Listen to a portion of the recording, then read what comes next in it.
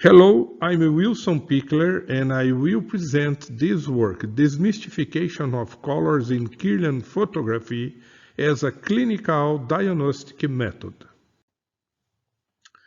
Kirlian photography is a photograph of a luminous phenomena around an object that is applied to high voltage fields. In this case, we have a finger, and this phenomenon occurs around the finger by the application of high voltage fields. And all this is over a photograph film. Corona may be desired or undesired. This is an undesired phenomenon occurring around high voltage transmission towers. We have here a simplified schematic of Kirlian photography. We have a high voltage pulse generator from 5 kilovolts to 30 kilovolts and a timer. The timer controls the high voltage generator. The high voltage pulses are applied to a metallic blade. Over the metallic blade, we have a dielectric blade, normally glass. Over the glass, we put the photographic film. Over the photograph film, we place the finger. When we apply high voltage to the finger, it generates the corona around this finger, and the photograph film registers the luminous phenomenon, the light. We have here a sequence of phenomena of discharge, electric discharge regimes.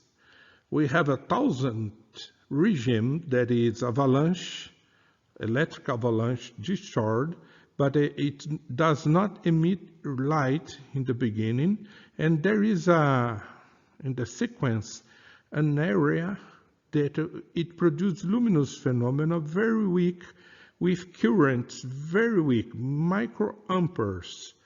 After this regime, we have the breakdown voltage, okay, and it evolves to glow discharge, normally with milliampere of currents. After this glow discharge, we have arc discharge that evolves to currents, very high currents, from 1 ampere to 10,000 amperes. Very strong phenomena. So it's very important to note that corona is a very weak phenomenon with microamperes of currents. We have done a spectroscopy of corona discharge in the same conditions of Kirlian photography. I called Kirlionic corona spectrum. We applied 10 kilovolts repetition pulse rate of 1 kilohertz and integration time of 150 milliseconds using a UV-Vis spectrometer and optical fiber. Okay, we can see there are a great amount of radiation in the ultraviolet spectrum. You see, we have here the red, orange, yellow, and so on, and until 400 it's violet. So a person, normal person, will see this phenomena as a violet phenomenon. But can you see that the amount of ultraviolet we have in this phenomena? It's really very strong, and the eyes just see this part. And also the photograph film registers this part. But the ultraviolet also sensitizes the photograph film, so it will register it more blue and violet than normally the eyes see. If we analyze a photograph film, we conclude that it has a blue layer, a filter, a green layer, a red layer, anti-halation layer. If a blue light enters the film by its normal side, the upside, it will sensitize the blue layer and the filter will block this radiation avoiding it to enter and sensitize these two others, the green and the red. It must sensitize just the first one, the blue, because the radiation is blue. But if the radiation enters by the opposite side, it can sensitize red and green. For example, here we have these photographs, Kirlian photographs. Some people analyze this photograph and try to correlate these colors to health states, emotional states of a person. If you analyze a photograph film holder, we can see that it's not aligned. There is not a good alignment with the photograph film and the blades, causing air gaps under the photograph film. If we have under the blue light entering this upside, we will have blue photograph. But with those air gaps, the ionization of those air gaps will generate ultraviolet under the photograph film and will enter it by its opposite side. If you have blue light entering in the upside and also bottom side, it will have a mixture of red and blue. We have pink. This is the model. This is a model. We need to prove this model. So we elaborated a fillet blade with channels and fillets. We insert this blade under the photograph film to force the existence of air in a very specific areas.